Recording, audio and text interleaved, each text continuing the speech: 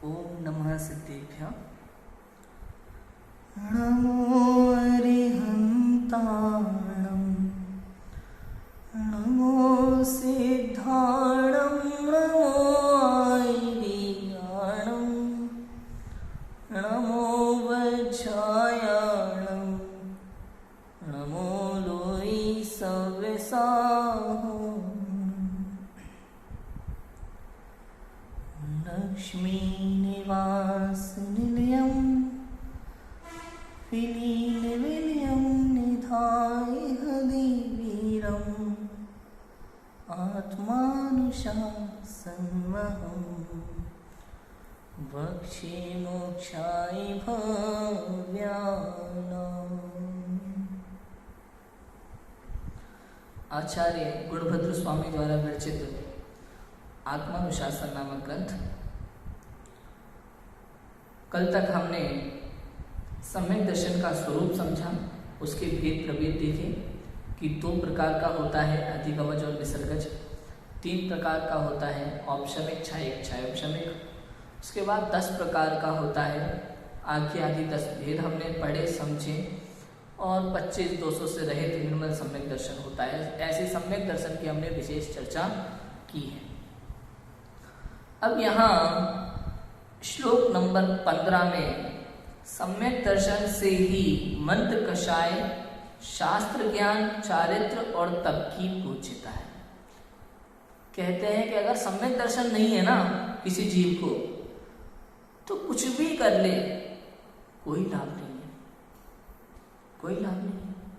सम्यक दर्शन के बिना तू भक्ति कर, स्वाध्याय कर, दर्शन, पूजन, प्रक्षाल जो करना है कर, 1 आसन कर, 2 आसन कर, 50 आसन, कुछ भी कर, उपवास कर, व्रत कर, 6 महीने के कर, साल भर के कर, लेकिन सम्यक दर्शन के बिना आपकी तप की पूज्यता नहीं होगी, कोई लाभ नहीं बिना सम्यक दर्शन के। सम्यक दर्शन से ही जीव को मंद कषाय होती है। सम्यक दर्शन होने के बाद देखो लिखा है, हेडिंग देखते हैं, 4 प्रकार की आराधना में सम्यक्त्व आराधना पहले क्यों कही जाती है? इस प्रश्न का उत्तर निम्न छंद में देते हैं। 4 प्रकार की आराधना है ना, सम्यक दर्शन, सम्यक ज्ञान, सम्यक चारित्र और सम्यक तप। इनमें सम्यक दर्शन ही पहली आराधना क्यों है, इस विषय में यहाँ 15वें श्लोक में कहा जा रहा है। हम पढ़ते हैं। शमबोध व्रत तपसा पाषाणस्यैव गौरवं पुंसा पूज्यं महामणिरिव तदेव सम्यक् संयुक्तम् प्रशम ज्ञान चारित्र और तप पाषाणों की भार समान, किंतु यदि सम्यक सहित तो मणिवत गौरववान।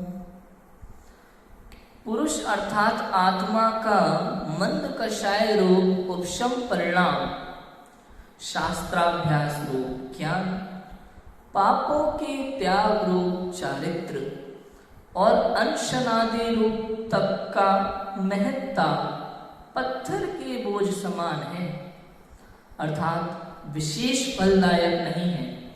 किंतु ये सब यदि सम्यक सहित हो तो महामणि के गुरुत्व के समान पूजनीय है, अर्थात बहुत फल के दाता है और महिमा योग्य है।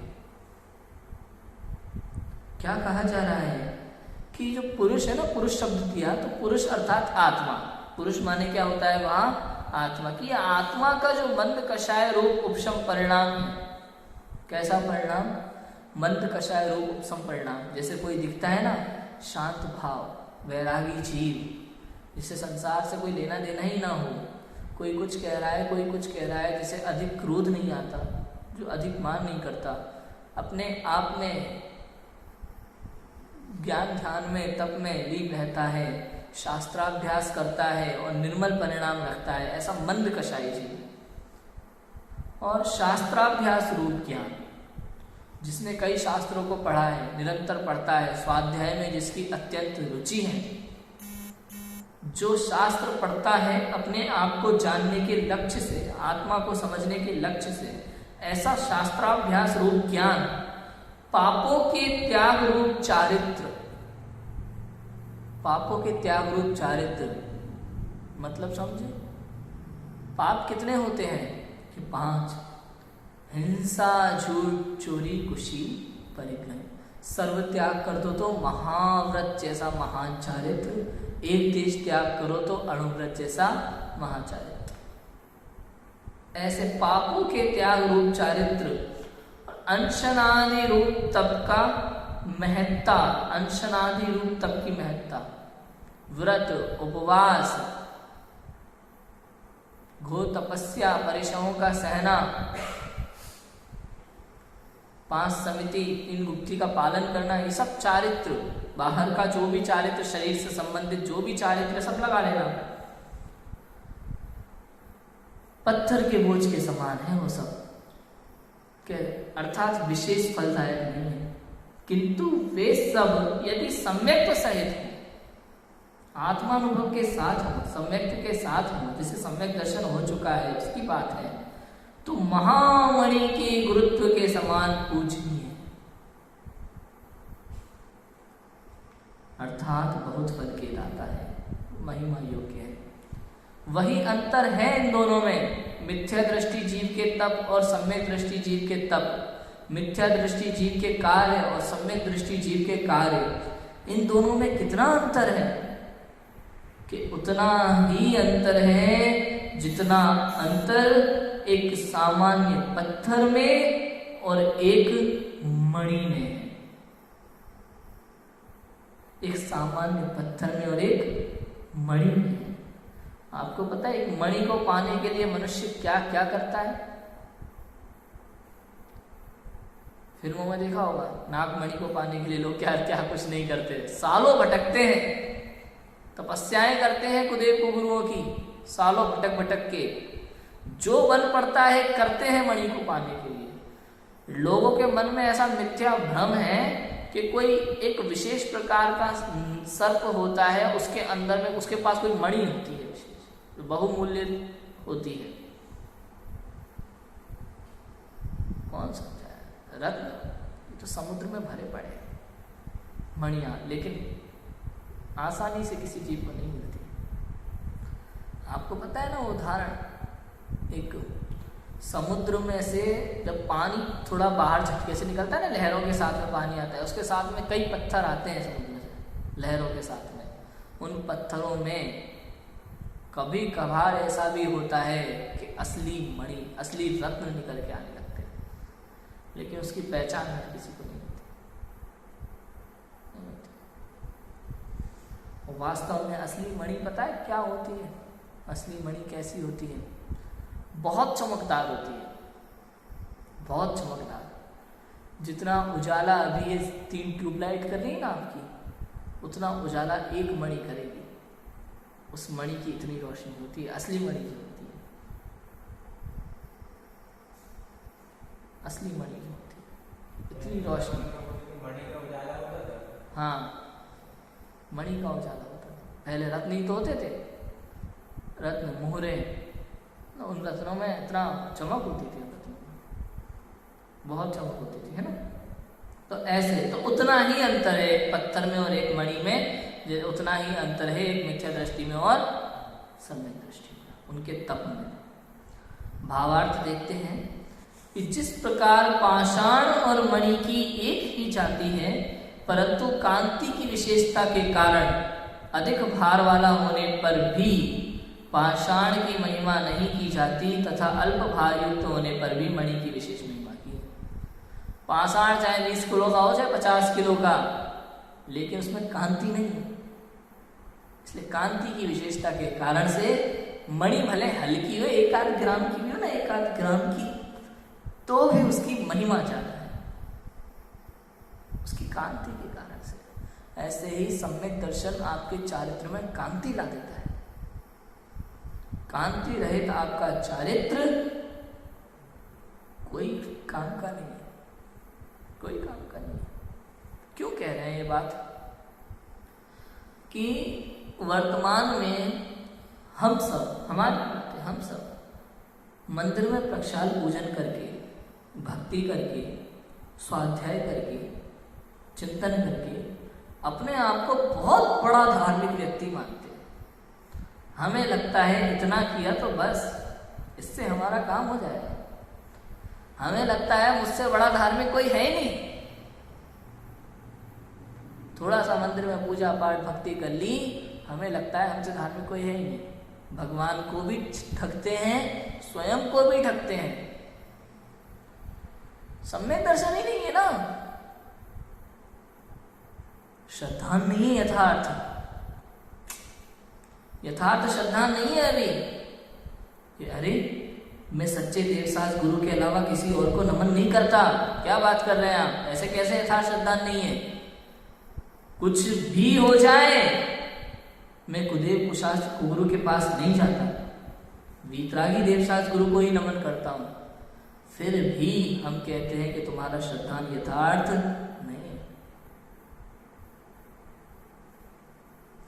नित्य चिनालय जाने वालों का नियम कि भैया मैं मंदिर के बिना पानी तक नहीं पीता, जिन प्रतिमा को देखे बिना पानी तक नहीं पीता, कि तो भी तुम्हारा श्रद्धा यथार्थ, फिर भी सम्यक दर्शन नहीं। अरे सम्यक दृष्टि जीव तो वो है जो प्रभु की मूरत को नहीं देखता, प्रभु की छवि को अपने अंतर में निहारता है, अपने अंतर।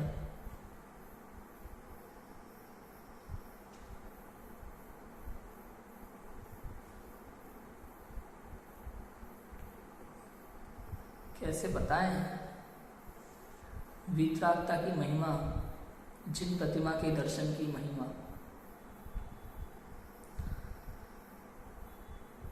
कैसी सुंदर जिन प्रतिमा है, कैसा सुंदर है जिन रूप, कैसी सुंदर जिन प्रतिमा है, कैसा सुंदर है जिन रूप, जिसे देखते स्वयं दिखता सबसे सुंदर आत्मस्वरूप। हम लोग भक्ति करते हैं और हमें लगता है हमने बहुत आध्यात्मिक भजन गाया, आनंद आ गया। अरे वास्तविकता होनी चाहिए ऐसी। क्या ये वास्तविकता है? आज गाते समय लय पर ध्यान देते हैं, हम सुर पर ध्यान देते हैं, आवाज पर ध्यान देते हैं। अपनी बात कर रहा हूं, हम सब ऐसा करते हैं। मिथ्या दृष्टि अज्ञानी जीव सब ऐसा करते हैं, किंतु वास्तव में आत्मस्वरूप दिखाई नहीं देता। नाथ तुम्हारी दर्शन से निज, नाथ तुम्हारी दर्शन से निज, दर्शन मैंने पाया। तुम जैसी प्रभुता निज में लख, चित्त मेरा हर्षाया। तुम जैसा बनने के कारण शरण तुम्हारी आया। लेकिन क्या वास्तविकता है? क्या है? हम गा तो लेते हैं, किंतु मैं मिथ्या श्रद्धा इसलिए कह रहा हूं क्योंकि हम अनुभव नहीं कर पाते। शब्दों से कहना और उस वास्तविकता को जीना, दोनों में अंतर है।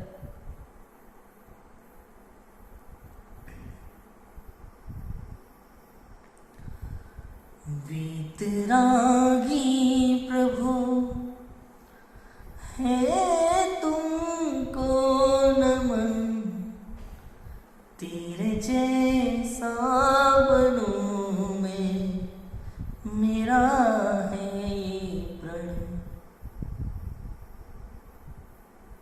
भगवान को देख करके पुराने कवियों द्वारा लिखित पूजन भक्ति तो हम गाते रहते हैं, कभी स्वयं अपने हृदय में भगवान के गुणों को गाने की बात आई? हम लोग कैसी कैसी बातें करते, मिथ्यात्व इसी का नाम है, हम लोग नहीं समझ पाते।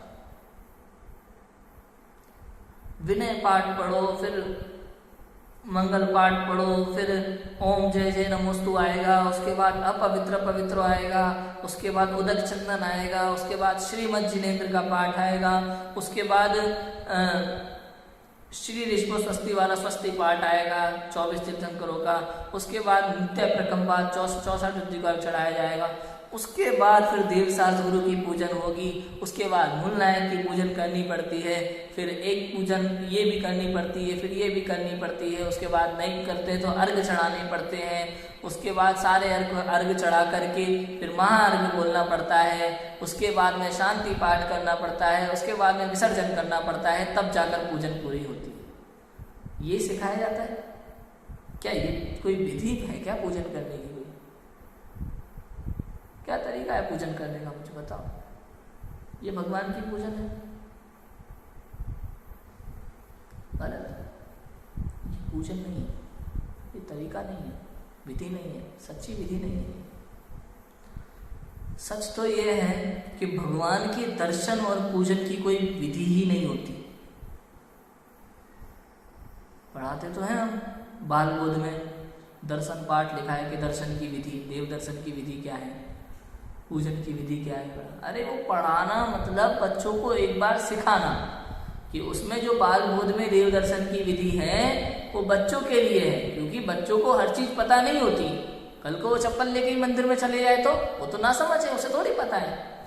तो उनके लिए दर्शन की विधि है कि बच्चों सुबह उठ करके पहले 9 बार नमोकार मंत्र बोलना, फिर नहाना धोना, शुद्ध वस्त्र पहनना, माता पिता के पैर छूना, मंदिर जाना नंगे पैर, मंदिर जा करके वहाँ पानी रखा होता है उससे बाहर हाथ पैर धोना ठीक से, उसके बाद निश्चय बोलते हुए जाना, और फिर अंदर जा करके भगवान के सामने हाथ जोड़ना, ओम जय जय नमोस्तु चत्तारी मंगलम पाठ बोलना।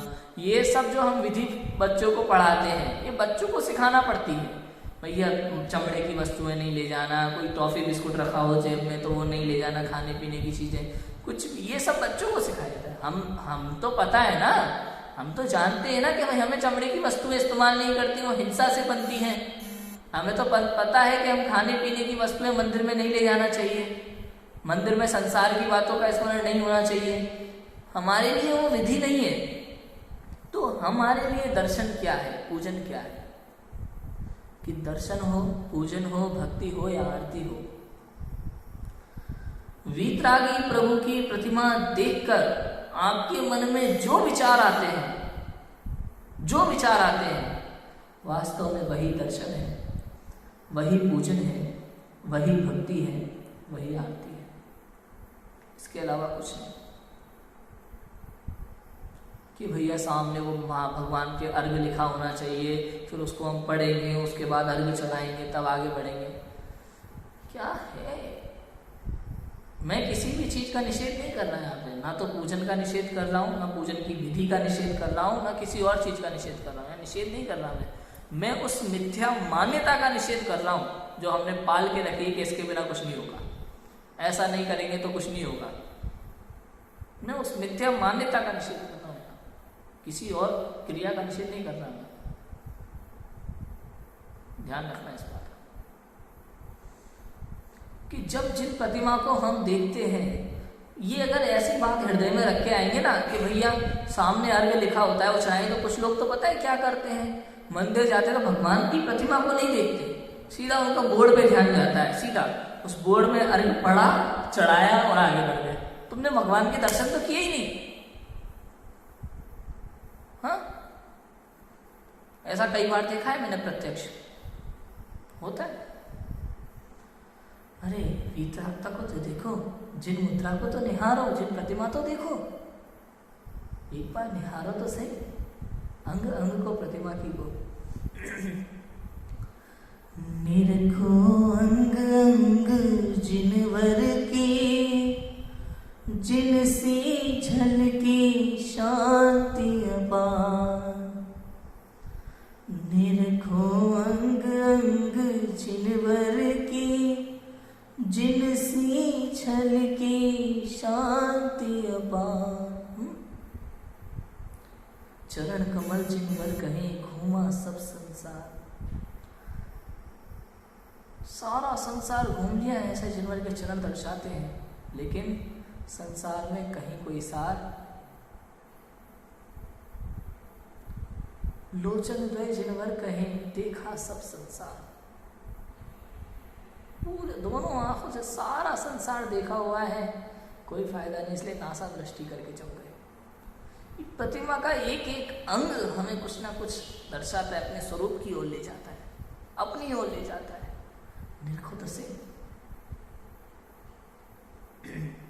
क्या होता है प्रतिमा को निरख कर?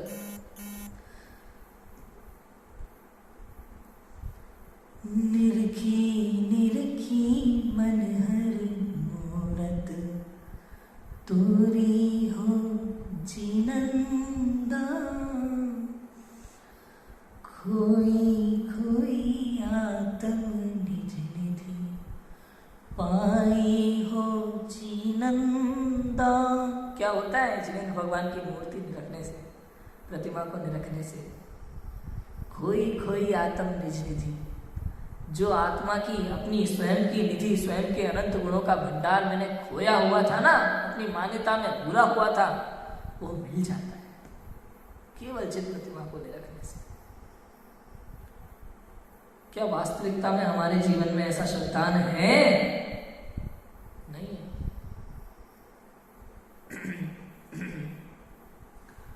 स्वाध्याय करने से सम्यक दर्शन नहीं होता,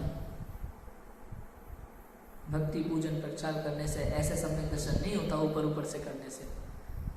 उसको चरित्र में लाना पड़ता है तुरंत की तुरंत। जैसे पिताजी ने कहा बेटा एक गिलास पानी ले आओ, बेटा कह रहा ठीक है पापा, बैठा हुआ है। पापा ने थोड़ी देर बाद कहा बेटा एक गिलास पानी। हाँ पापा। सुना नहीं मैंने क्या कहा, एक गिलास पानी लाना है? सुना ना, मैंने सुना, बिल्कुल सुना। अरे कहाँ सुना? सुना तो तब माना जाएगा जब लेके आएगा। ऐसे ही भगवान की पूजन भक्ति हम करते तो हैं, लेकिन शास्त्रों में जो पढ़ते हैं उसे स्वीकार नहीं करते, मानते नहीं है। स्वाध्याय किया, कहाँ किया? स्वाध्याय तो तब किया माना जाएगा, तब वो आपके आचरण में दिखेगा, चारित्र में दिखेगा। बातें मारने से कुछ नहीं होता है। समझ में आ रही है बात क्या कह रहा हूं मैं? बातें करने से कुछ नहीं होता है। हम स्वाध्याय कर लें, प्रवचन कर लें, चारित्र में अंतर में दिखना चाहिए, ये कह रहे हैं गुणभद्र स्वामी आचार्य कि सम्यक दर्शन के बिना किसी भी चीज का कोई अर्थ नहीं है। सम्यक दर्शन धर्म की शुरुआत है, सम्यक दर्शन मोक्ष मार्ग का प्रारंभ है, मोक्ष महल की पहली सीढ़ी है। वो एक ऐसी सीढ़ी है जिसे लांगे बिना ऊपर नहीं जा सकते, जिस पर पैर रखे बिना आप ऊपर नहीं जा सकते। वो सम्यक दर्शन, वो सीढ़ी है। आपको सम्यक दर्शन करना ही होगा, करना होगा। अरे करना नहीं होगा, वो तो स्वयं हो जाएगा, स्वयं हो जाएगा। आपको तो अपने काम पे ध्यान देना है बस। आपको पता है कोई भी विद्यार्थी टॉप रैंक लेकर नहीं आता परीक्षा में। कौन सा विद्यार्थी ऐसा है जो परीक्षा में फर्स्ट आता है? खुद स्वयं रैंक लेकर के आता है? नहीं, वो अपना काम करता है, वो मेहनत करता है, परीक्षा देता है। रैंक कहाँ से आती है? परिणाम स्वरूप शिक्षक के द्वारा। ऐसा ही होता है कि स्वयं नंबर लेकर के आता है? नहीं, वो अपना कार्य करता है, नंबर तो शिक्षक के द्वारा आते, उसकी मेहनत का फल। ऐसे ही आप कभी सम्यक दर्शन नहीं कर सकते। आपको अपना काम करना है। आपका काम है स्वयं को जानना, देखना, अपने गुणों की महिमा को समझना। अपने अनंत गुणों को ये मैं हूं ऐसा स्वीकार करना, निर्णय करना, अनुभव करना, ये मेरा काम है। उस कार्य स्वरूप जो फल रूप होगा वो फल सम्यक दर्शन अपने आप कहलाएगा। हमें कुछ करने की आवश्यकता नहीं है। समझ आया? ऐसा लिखा है। उसी प्रकार मिथ्यात्व और सम्यक्त्व सहित क्रियाओं की जाति एक होने पर भी अभिप्राय की विशेषता के कारण मिथ्यात्व सहित क्रिया का बहुत भार वहन करने पर भी उसकी कोई महिमा नहीं होगी, और सम्यक्त्व सहित क्रिया का किंचित भार वहन करने पर भी उसकी बहुत महिमा होती है। अभिप्राय का अंतर है आपकी क्रियाओं में, एक मिथ्या दृष्टि की क्रियाओं में, एक सम्यक दृष्टि की क्रियाओं में अभिप्राय का बहुत बड़ा अंतर है। मिथ्या दृष्टि की सारी क्रियाओं में वो सांसारिक सुख चाहता है, सांसारिक सुख। सम्यक दृष्टि को सांसारिक सुख से कोई लेना देना नहीं होता, कोई लेना देना, उसकी वांछा से रहित होती है वो सब। समझ में आया? सम्यक दृष्टि की क्रियाएं वांछा से रहित होती है, उसके तो वो निर्मल परिणामों सहित होती है क्रियाएं। कैसे परिणाम सहित होती है? निर्मल। अगर वो भगवान की पूजा करते समय भगवान से कोई लौकिक वांछा रखता है तो वो सम्यक दृष्टि के साथ, फिर वो सम्यक दृष्टि नहीं कहलाएगा, फिर वो मिथ्या दृष्टि हो जाएगा। जिनको तुम त्यागी तुच्छ जान, वे उन्हें मानती हैं महान। जिनको तुमने तुच्छ जाना है और तुच्छ जान करके त्याग दिया है, ऐसे सांसारिक पदार्थों को वे मिथ्या दृष्टि अज्ञानी जीव महान मानते हैं।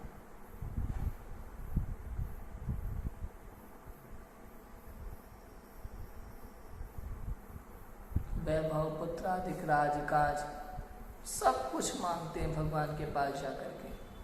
ये सब मिथ्यात्व के लक्षण है। भक्तामर स्त्रोत्र को मेडिकल की दुकान बना देना, बताया था ना मैंने। पेट दर्द में इस्तेमाल करो, आंख दर्द में इस्तेमाल करो, नाक दर्द में इस्तेमाल करो। मेडिकल की दुकान है या भक्तामर स्त्रोत्र है? आदिनाथ भगवान की स्तुति है। हाँ, शरीर के रोगों में उलझे हुए हो, यहाँ आत्मा की महिमा की बात चल रही है, यहाँ आत्मगुणों की बात है, तुम शरीर के रोग ठीक करने में लगे हुए हो। उस चीज से शर्म नहीं आती? हाँ, कैसे कहें इस बात को? इसलिए कह रहे हैं कि मिथ्या दृष्टि की क्रिया में और सम्यक दृष्टि की क्रिया में इतना अंतर है। श्रद्धान यथार्थ नहीं कहा जाएगा, यथार्थ श्रद्धान नहीं कहा जाएगा। लगेगा आपको अरे मैं तो वीतरागी भगवान, सब कुछ 7 तत्वों का यथार्थ श्रद्धान, अच्छा स्वाध्याय सब कुछ है, तो फिर अनुभव क्यों नहीं है? अगर वास्तव में श्रद्धान पक्का होता तो आत्मानुभव हो चुका होता, हो चुका होता, भेद विज्ञान हो चुका होता। 7 तत्व का श्रद्धान जिसको होता है ना, वो जीव और अजीव की भिन्नता को समझ लेता है और जीव की महिमा को जान करके उसमें लीन हो जाता है। समझ आया? तो ऐसा है। फिर देखो आगे क्या कहते हैं। सुकुमार सरल क्रिया करने का उपदेश यहाँ दिया जाता है। पढ़ते हैं। सम्यक आराधना करने वाले आराधक का स्वरूप कहकर उसका भय दूर करते हैं। देखो क्या लिखा है।